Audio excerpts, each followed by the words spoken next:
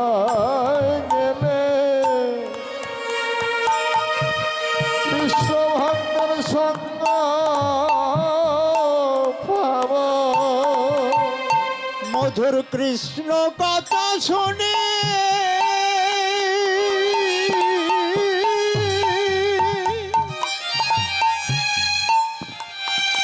কৃষ্ণ কথা শুনে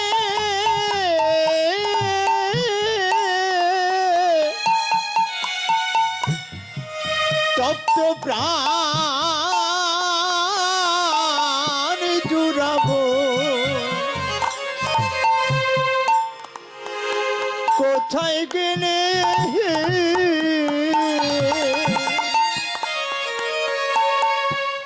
কৃষ্ণ ভক্তের সঙ্গ সঙ্গ পাবো।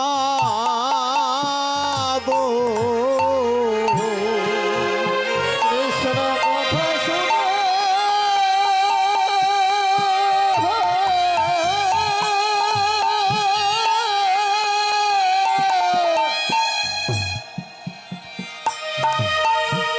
তপ্ত প্রাণ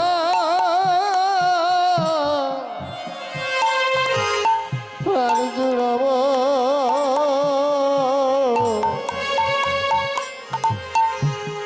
কোথায় গেলে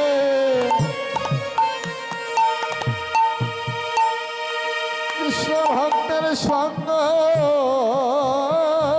পাব। কৃষ্ণ কথা শুনে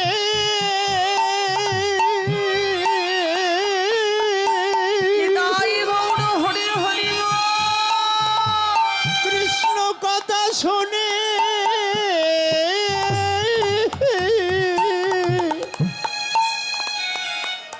তপ্ত প্রাণ জুড়াবো। ওরে কোথায় গেলে কৃষ্ণ ভক্তের সঙ্গ পাবো।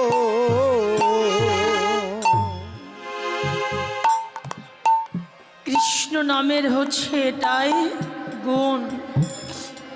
আর বিশেষ করে কৃষ্ণ নামে যদি কেউ পাগল হতে না পারে গো, প্রাপ্তি কোথায়? প্রাপ্তি এই ব্যাকুলতায়। আমাদের ভজনের শ্রেষ্ঠত্ব হলো ব্যাকুলতায়, অত্যন্ত প্রবল অনুরাগে।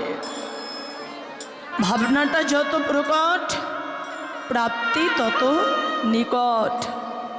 এজন্য কৃষ্ণ নামে ব্যাকুলতা যত দিন যাবে বাড়বে বাড়বে, বই কি কখনো কমবে না। একটু লোভ যদি ধরে যায় না, দেখবেন সে যত বড় সংসারই হোক, যদি শোনেন যে কোথাও হরি কথা হচ্ছে, দুটো কৃষ্ণ কথা হচ্ছে, সকল কাজের মাঝেও একটু সময় সুযোগ বের করে নিয়ে তবু হরি বল বলে হাগৌর বলে কৃষ্ণ নামের কাছে ছুটে যাবে। কোনো বাধা তাদের ঘরে ধরে বেঁধে রাখতে পারবেন না। এই জন্য কৃষ্ণ নামে যদি কারো ব্যাকুলতা প্রবল হয়, তীব্র হয়, অত্যন্ত প্রকট হয়, প্রাপ্তি নিশ্চিত হবেই। হরিদাসের নামের প্রতি এত প্রকটতা ছিল যে হরিদাস মৃত্যু সময়ে ভগবানের কোলে মাথা রেখে তার প্রাণ বিয়োগ ঘটল। হ্যাঁ, এমন ভাগ্য কজনার হয়েছে গো। ভক্তের তো আর অভাব ছিল না। নদিয়ায় বহু ভক্ত ছিলেন আমার গৌড়ের, ছিল নাকি? দেখিয়ে দিন তো হরিদাসের মতো কজন ভগবানের কোলে মাথা রেখে তার প্রাণ দিতে হলো, প্রাণ দিতে পেয়েছেন? কজন পারেননি? হ্যাঁ, হরিদাসের অসুস্থতার বার্তা শুনে মহাপ্রভু যখন ছুটে এলেন যে হরিদাস, ও হরিদাস তুমি কেমন আছো? কেমন আছো হরিদাস? হরিদাস বলছে, প্রভু তুমি এসেছো? হ্যাঁ হরিদাস, তুমি যে ভালো নেই, তুমি অসুস্থ হয়ে পড়েছ, গোবিন্দ দাসের হাতে পাঠিয়ে দেওয়া প্রসাদ গ্রহণ করতেও পারোনি। আমি এই কথা শুনে আমি কি থাকতে পারি বলো? তাই তো ভগবানকে যারা বেশি ভালোবাসে, ভগবানের ওই ভক্তের প্রতি লক্ষ্যটাও বেশি থাকে। ভগবানের প্রতি যাদের ব্যাকুলতা যত বেশি, দেখবেন ভগবান তার কাছ থেকে কখনো আলাদা হয় না। সবসময় তার প্রতি লক্ষ্য থাকে, আমার ভক্ত কোথায় আছে, কেমন আছে, কিভাবে আছে। এই বার্তা ভগবান সব সময় রাখেন।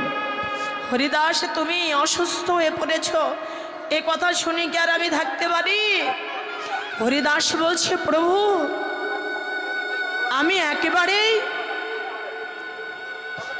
অসুস্থতা নয়, খানিকটা অসুস্থ খানিকটা সুস্থ। মানে বললে, প্রভু আমার দেহ সুস্থ, তার মানে আমার দেহ ভালো আছে, কিন্তু আমার মন ভালো নেই। আমার দেহ অসুস্থ, কিন্তু আমার দেহ সুস্থ, কিন্তু মনটা আমার অসুস্থ, মনটা একটুও ভালো নেই। কেন? প্রভু আমি যেদিন থেকে শুনেছি তুমি নাকি কিছুদিনের মধ্যেই লীলা সম্বরণ করতে চলছ, হ্যাঁ তুমি লীলা সম্বরণ করবে, এই কথা শোনার পর থেকে আমার মন অসুস্থ হয়ে পড়েছে। পরন্তু আমি আর পূর্বের মতো 3 লক্ষ করে হরিনাম সংখ্যা সঠিকভাবে জপ করতে পারি না। মহাপ্রভু বললেন, অসুবিধা কেন? ও হরিদাস, বৃদ্ধ হইলা, এখন সংখ্যা অল্প করো, সিদ্ধ দেহে ভজনে কেন এত আগ্রহ করো? বয়স হয়ে গেছে, যখন পেয়েছো করেছো, কিন্তু এই বৃদ্ধ বয়সে তোমাকে এই 3 লক্ষ হরিনাম সংখ্যা জপ করার আর দরকার নেই, কারণ তুমি এখন সিদ্ধি লাভ করেছো, আর দরকার নেই। এখন একটু সংখ্যা কমিয়ে দিলে চলে না? বলছে, না প্রভু, এই কথাটি অন্তত তুমি আমাকে বলো না, শুধু প্রাণ ভরে আমাকে আশীর্বাদ করো, যেন আমার জীবনের মৃত্যু সময় পর্যন্ত আমি প্রাণ ভরে তোমার মধুর হরিনাম, তোমার মধুর কৃষ্ণ নাম আমি করতে করতেই যেন চলে যেতে পারি। প্রভু তুমি শুধু আমাকে এই আশীর্বাদের শক্তিটুকু দান করো।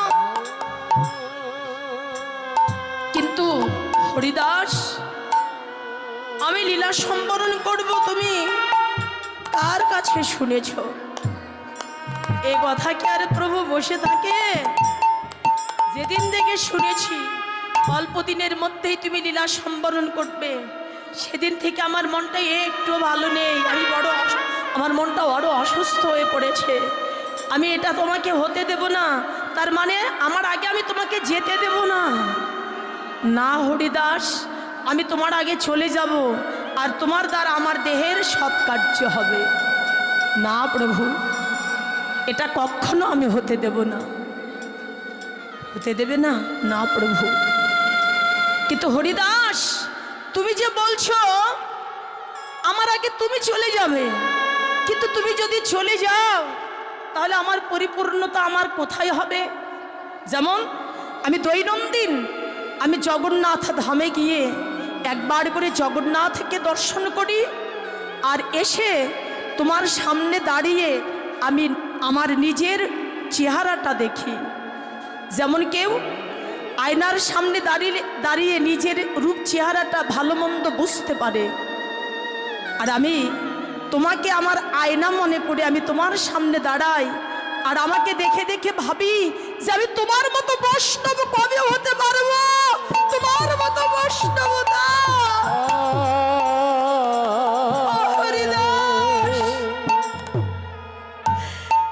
এই বৈষ্ণবতা আমার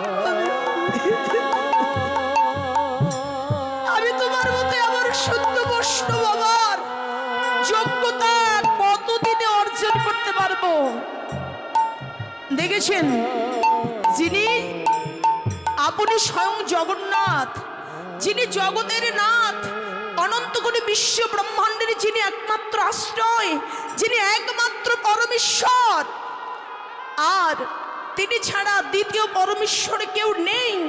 তিনি যদি বলেন যে আমি তোমাকে দেখে আমি আমার কথা ভাবি যে তোমার মতো বৈষ্ণব আমি কবে হব, এই কথার পরে কি আর কথা থাকে গো বাবা? সে যাই হোক হরিদাস, চাইছি কিন্তু তুমি আমাকে সেটা হতে দিচ্ছ না। তো যা হোক হরিদাস, আজ আমি তোমাকে একটা কথা বলতে চাই। হ্যাঁ প্রভু, কি বলবে বলো? আচ্ছা হরিদাস, তুমি যে দীর্ঘদিন আমার সঙ্গ করলে, কিন্তু তুমি তো আমার কাছে কোনোদিন কখনো কিছু চাইলে না। যাবো তুমি আমার সঙ্গ করেই গেলে, কিন্তু মুখ ফুটে আমার কাছে কোনোদিন কিচ্ছু চাওনি, কেন গো?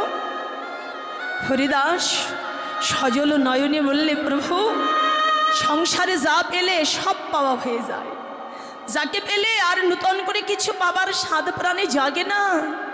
হ্যাঁ, সমস্ত কিছু চাওয়া পাওয়ার অবসান ঘটে, সেখানে আমি তোমায় যখন পেয়েছি, আমার এই জীবনে আর নূতন করে কি চাইবার থাকে, কি পাবার বাকি থাকে? প্রভু তোমাকে একবারে যদি কেউ পায়, তুমি বলো দেখি তার এই জীবনে আর কি চাইতে হয়? তাই তো, কিন্তু সে ঠিক আছে, তুমি আমাকে ভালোবাসো, তাই তোমার ভালোবাসার কথা আমাকে শোনাচ্ছ। দেখুন ভগবানের চাতুরালিটা কোথায়, আমাকে ভালোবাসো তাই এ কথা বলছো। কিন্তু হরিদাস সে ঠিক আছে, কিন্তু তারপরে যদি তোমার কিছু চাইবার থাকে, আজকে তুমি আমার কাছে চাইতে পারো। আচ্ছা, এই কথাটা বলার অর্থ কি ছিল বলুন তো? এই কথা বলার অর্থ এটাই যে মহাপ্রভু জানে আজকের এই দিনটাই হরিদাসের শেষ দিন। হরিদাসের সময় নেই, সময় সংকীর্ণ, অত্যন্ত সন্নিকট, চলে যাওয়ার সময় হয়ে গেছে।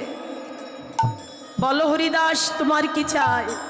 কিন্তু হরিদাস তো আর জানে না যে আমার সময় ফুরাইয়ে গেছে। হরিদাস কেঁদে বললেন, প্রভু তুমি যদি আমাকে কিছু দিতে চাও, আমি একটা জিনিস চাইব।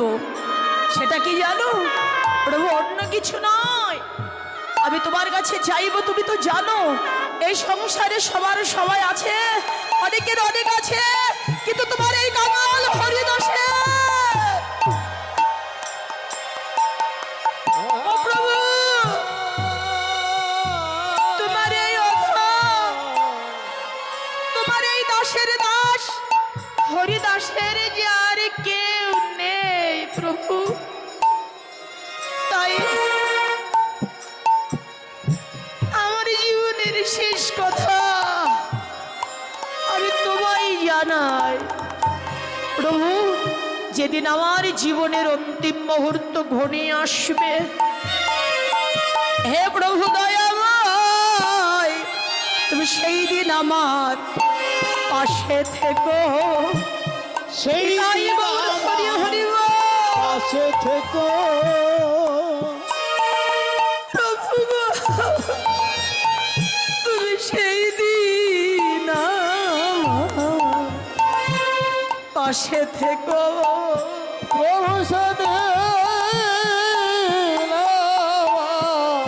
পাশে থেকো। ওগো প্রভু যেদিন আমার যাবার সময় হবে, ওগো সেই দিন আমার পাশে থেকো প্রভু